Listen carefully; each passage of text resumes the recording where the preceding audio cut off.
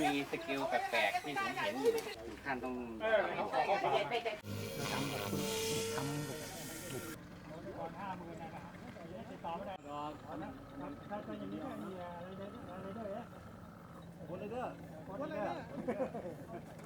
อาโซ่พันคอด้วยนะจุดไฟด้วยไอ้นี่เอาโซ่ล้ำขานี่ครับเปิดประวัติมันดูเป็นไล่ประวัติอยู่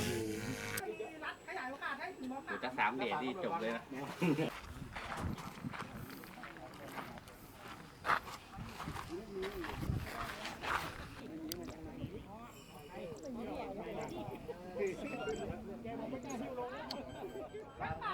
ได้เก็บค่าจะหายยังไงเงินเตะบ้านหมดอ่ะครับสวัสดีครับผมเดี๋ยวมันซื้อให้ใคร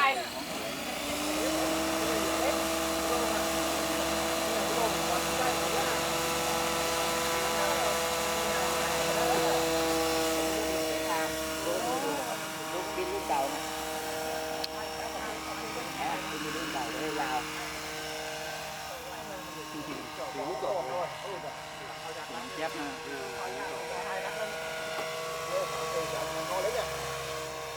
เลยแล้วเมื่อกี้แล้วมันจะกินกันพี่ชายเรามันรอด3เลยโอ้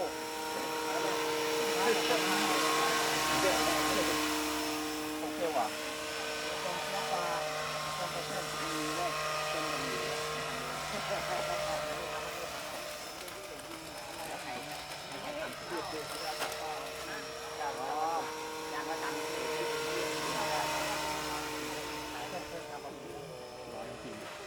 เอาเนื้อไปเลยนะ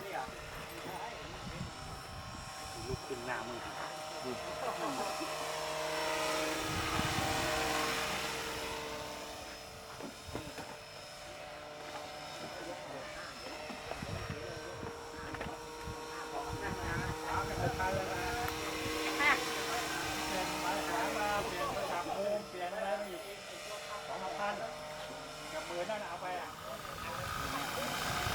เรื่องแล้วตอนนี้จะอาการมันเอาอยู่มาแล้วครับมันคุมอยู่แล้ว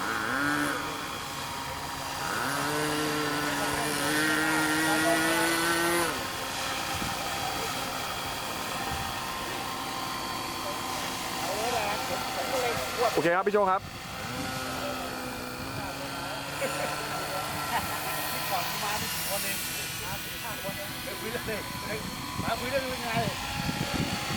บอกไปยังไงมาเลย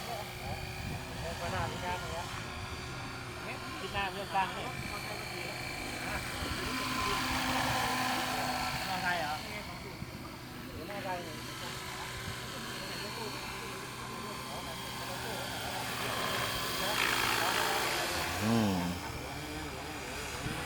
ลำนี้ไม่ได้ใช้ไจโร H1 นะครับอันนี้บินแมนนวลคุณผู้ชม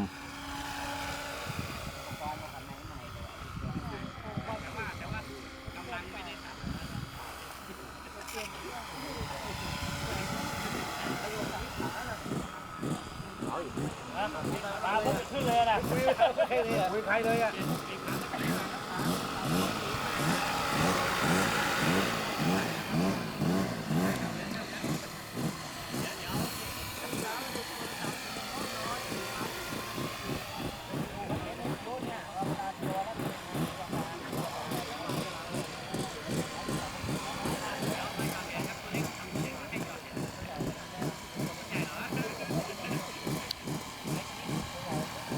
อะไรดับอ่ะ